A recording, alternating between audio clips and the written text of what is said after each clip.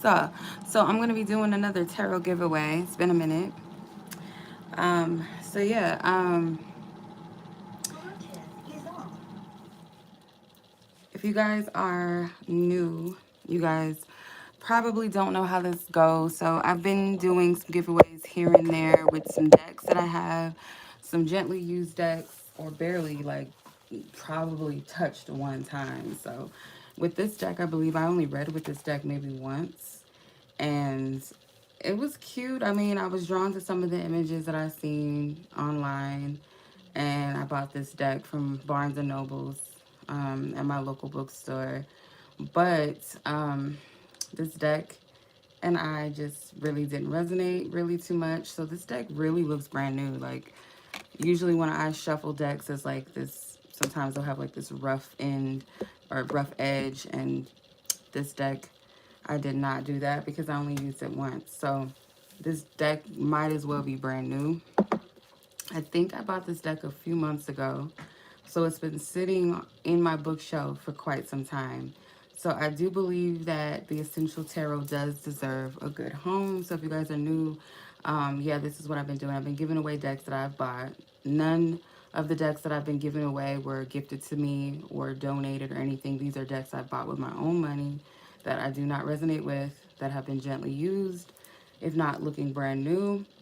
So this one I'm going to do like a walkthrough, and then I'll get into the deck giveaway, where you guys can just read the description for more information about the giveaway. But I'm going to go ahead and just kind of do a walkthrough of this deck. So you know what you're getting. For those of you that are interested in this deck. So it has a box kind of similar if you guys have the Modern Witch Tarot, or you have the, what is it, the Slumber Tarot, something with slumber, something like that. I think the boxes are very similar. A pull-out box, pretty thick, pretty sturdy. Of course, it comes with a guidebook, and I believe this is a full color guidebook. So like most decks, they'll have an introduction to the tarot, probably some tarot spreads in there. So it gets into the major arcanas. Yeah, it's a full color spread. It has upright and reversed meanings in the deck.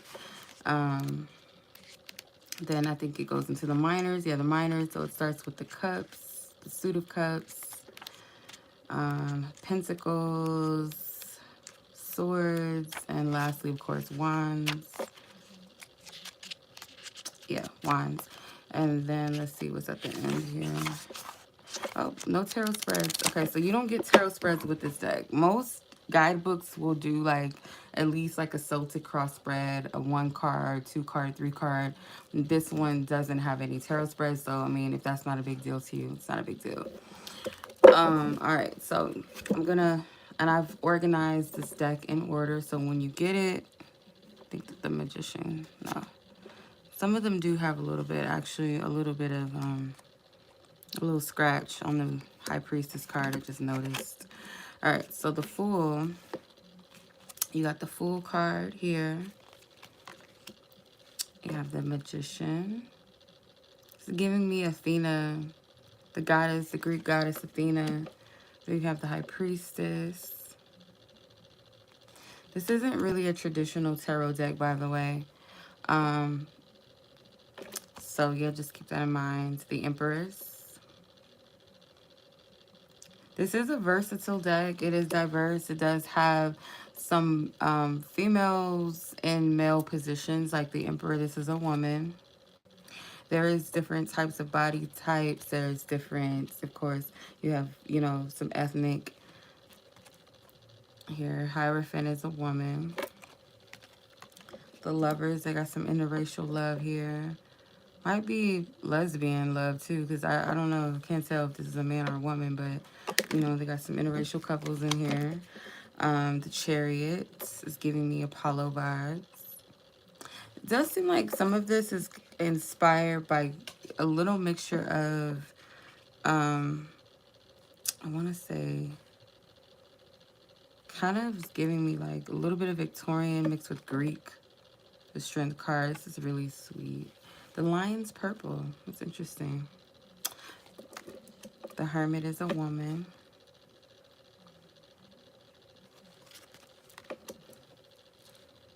the Wheel of Fortune. So they do, it's very colorful. This deck kind of reminds me like the vibrancy of it, and like the if you guys have the Good Karma Tarot, it kind of has the same type of card stock and exact size, and a little bit of the characters like that, real soft, almost like child friendly type. But I wouldn't suggest, you know, me personally, I wouldn't suggest tarot for children. I wouldn't, unless that's something like they're drawn to and you feel comfortable with that, but I don't suggest it. But that's just me personally. You have the Justice card, which is not that traditional, like kind of like that strict, kind of like the courts, justice system type of look to this. It's a little different. You have the Hangman. He's hanging from a weird tree. It kind of looks like a cactus, but it's not. It's like a little too tall. The Death card is very interesting. It's a woman. It's almost like someone dressed up for a funeral. This is the kind of feeling that I get from this. You have the Temperance. This is really pretty. I like this card. These are very, like they have their own look to them too. So it's not the traditional, like I said, you might see a little bit of, you know, sticking to the Rider-Waite design, but not really. The Devil. So this looks exactly like the Lovers, but it's more, obviously a little more sinister. A little more sinister. Let me see if y'all can see these cards. Let me pull this down a little bit so y'all can see a little bit better.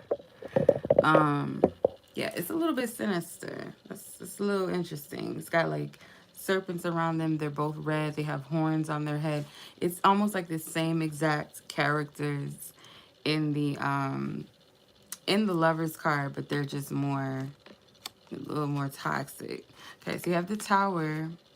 I do notice that there's a lot of imagery on the ocean. If you guys haven't noticed, it's a lot of the environments are based on the ocean or something. Like, yeah, see, even the star. So this is giving me, actually she's on grass. This kind of gives me, it's like kind of Aphrodite mixed with, when I seen this, it did give me like siren energy, so like mermaid energy. I can't say Yemoya for sure. I can't say that. No. You have the Moon. The Moon card.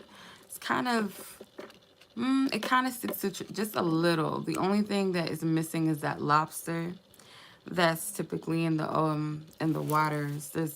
It's like I said, it's its own. This deck is definitely its own. The Sun is missing the baby, the child, and the horse. The sun and the rib, like that looks the same, but it's missing the child and the baby, and the horse. So then you have the Judgment card, which there's missing the people that are being called to judgment, and this doesn't look like a typical angel, right?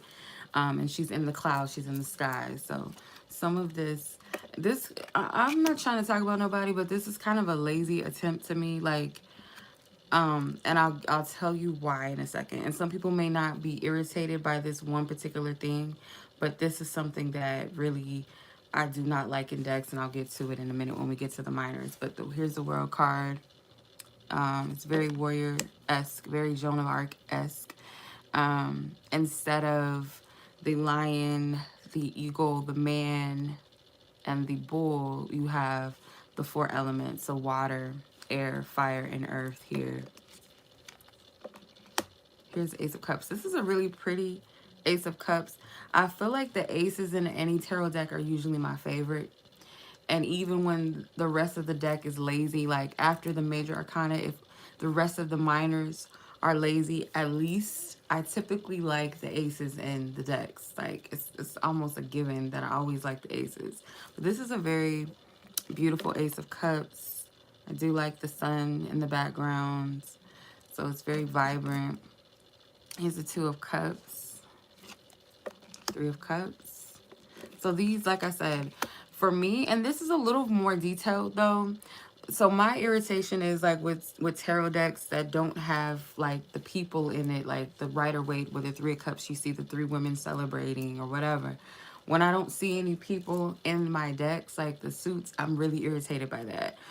Especially as an intuitive, you like to have imagery. you have to have like something going on in the back to understand what you're reading. Some people, you know, if you go off of based off of the traditional meanings, then this will be not an issue for you because you know what you're reading.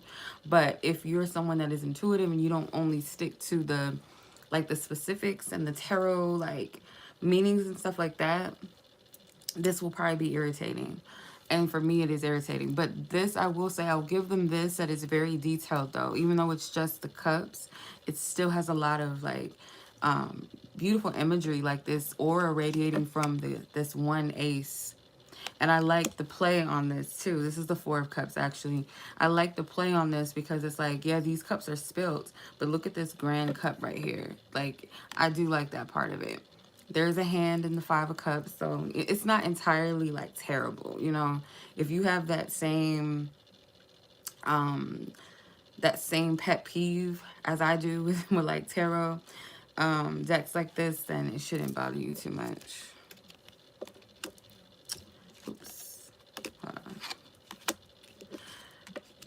Okay, so this is the Six of Cups. It's kind of giving me Seven of Cups vibes a little bit. When I first pulled this like card out, I was kind of, if I wasn't paying attention to that Roman numeral, I would have been like, wait a minute, is this supposed to be the Seven of Cups? But no, here's the Seven of Cups here. So it does have kind of similar imagery. It's just missing the person that's looking up at the cups. But the typical imagery is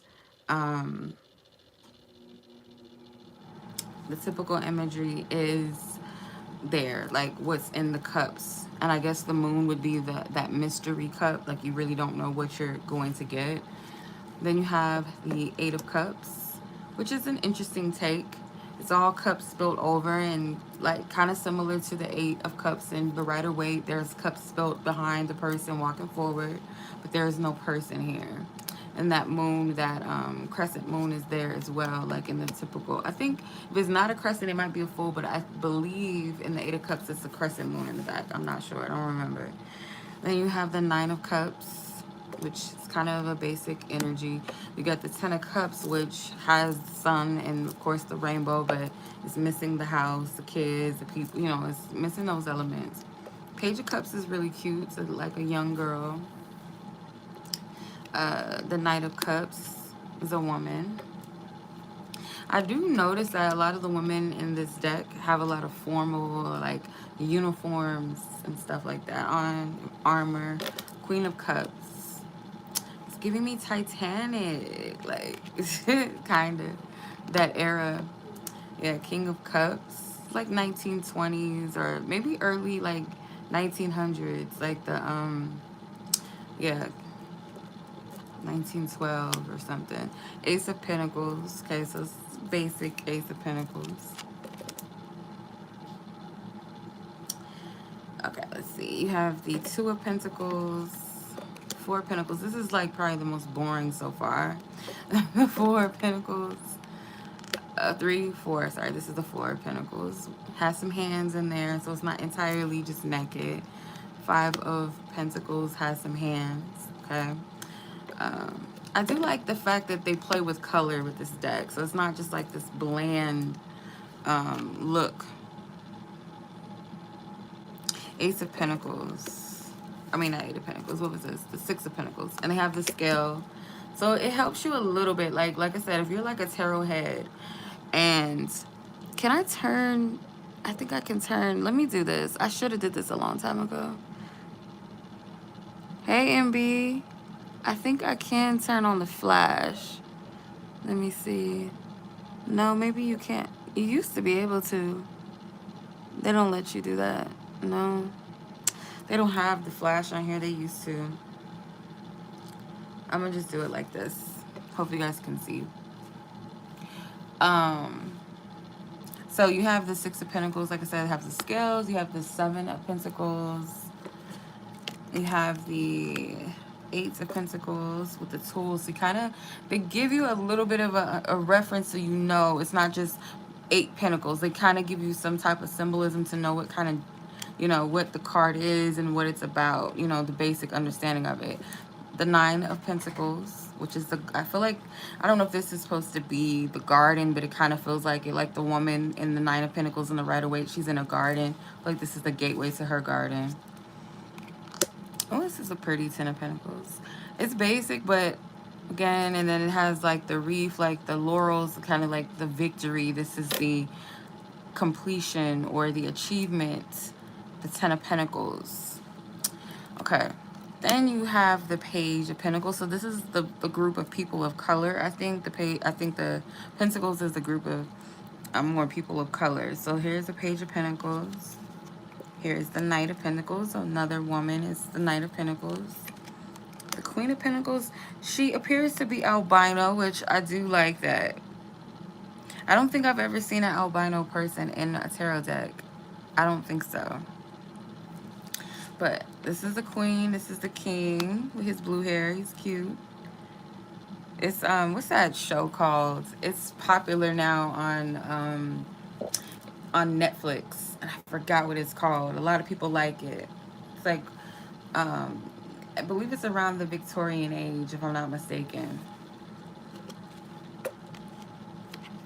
Here's the Ace of Swords. The Two of Swords. I don't understand why they would... this is the card, because this is one of the ones that I was like, is this the three? Until I saw the Three of Swords, I'm like, I'm confused.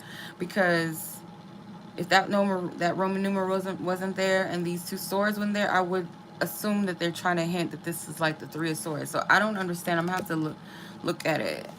Again, this deck could be used as an intuitive deck for you guys, but like I said, I feel like it's more, it might be a bit stricter because it doesn't have that much imagery to go off of.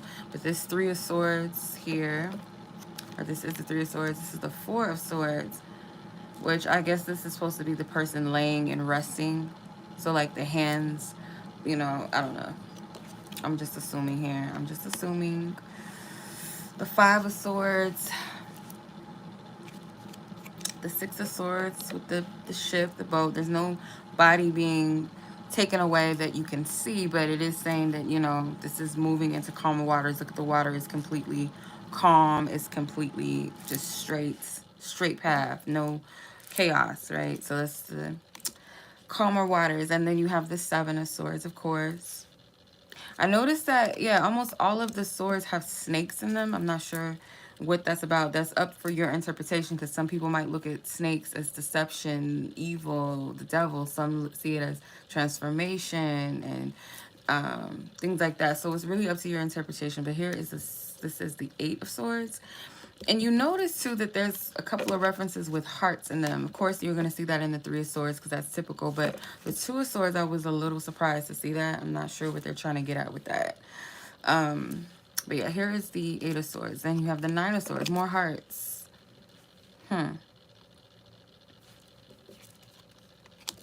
Again, more hearts. Nine of Swords, Ten of Swords here. Then you have the Page of Swords. You have the Knight of Swords, more female knights, and she looks like she's a warrior, okay? And then you have the Queen of Swords. We're not done yet. We got the Wands. I almost forgot. It's like a queen vibe. The King of Swords is a woman. So unlike the Cups and the Pentacles so far, the Swords is a woman king here. And now we're getting into the Aces. So... or the Ace of Wands, so we're getting into the Wands. So here's the Ace of Wands. Very colorful, very vibrant.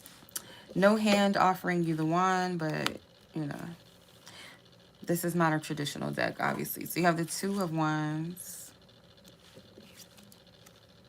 You have the Three of Wands, which is really interesting because it's kind of like a glimpse into what's ahead or the path ahead or like a journey ahead. It's very interesting how they did that. Then you have the Four of Wands, which has the laurel wreath. So it's not the typical Four of Wands, of course, obviously. Five of Wands. Looks more like, let me see. These are different. I just noticed that. These are like sticks, and then this wand is like spears. It's interesting. And then from there on, it looks like they're spears. So interesting. I don't know what they did there. I just caught that. I don't know what was the difference between the ace all the way up to the 4 to where the 5 turned into a spear. I don't know if there's a meaning for that. Then you have the 6 of wands, which has the horse, of course, the imagery of the horse, and the wreath, the laurel. 7 of wands, 8 of wands kind of gives you that typical depiction of the 8 of wands, like something flying, the wands shooting in a specific direction. The 9 of wands and the 10 of wands. They didn't really put too much effort into this suit, obviously not. Then we get into the page of wands. The knight is another woman, and she's dressed, she looked like Benjamin Franklin. There's a lot of, it's very feminine, like this deck is very strong on the female characters, and they do switch the archetypes too. So yeah, and then you have a female queen and king. So like the Knight of Swords, or I'm sorry, the King of Swords and the King of Wands are females. The King of Cups and the King of Pentacles are males. So I feel like they wanted that balance a little bit, and I do notice that they gave more of the women in this deck more positions. So the Hierophant and the Emperor were women. So this is the deck. If you guys are interested in this deck right here, it is a thin type of cardstock. It is. It's thin. So you don't want to get these wet. You don't want to have no coffee. You don't want to have no tea or no water on your table because it will ruin the deck. So be careful of that. It is pretty large in size. It is not a typical tarot size. The Modern Witch is a typical tarot size, I think, if I'm not mistaken. Typical tarot length. So we're going to compare it. It is a bit, it is taller in width, or taller in length and wider in width than a traditional tarot deck. So if you have small hands, it might be a bit of a struggle, but if you have, like, you know, maybe average size hands or larger, this is not too bad. It is a pretty thick deck. So if this is a deck that you want to like carry around in your purse, you probably have to have like a big purse or a backpack or something to carry this around in. It's not a thin, small deck that you can like throw in some little bag. Like, I mean, you can still put it in a tarot bag or something. You could even take the box with you as well. You know, if you're one of those big handbag warriors, this is like nothing for you. And then the handbook is pretty decent in size as well, where you can take it wherever you want to go. So if anyone is interested in this deck, I will be doing a giveaway tomorrow. All you have to do is purchase an extended mini love reading, and I will put you guys in the giveaway, and I will choose a winner tomorrow night live on the mini love reads. Please let me know, you guys, if you do want the deck or not. Because sometimes, like, I'll choose a winner and the person's like, I don't really want a tarot deck, so I'll just go in and choose another one, and that is completely fine. So if you guys are interested in this deck, to enter the giveaway, all you have to do is purchase a mini love reading. You don't have to have a partner or love interest. You can just ask about your love life. That's completely fine. All the information and details is in the description. And I will see you guys tomorrow night at 7 p.m. Pacific Standard Time, August 22nd, 2022, which is tomorrow, Monday. So much love as always. Y'all be blessed. Be safe. Take care. Peace.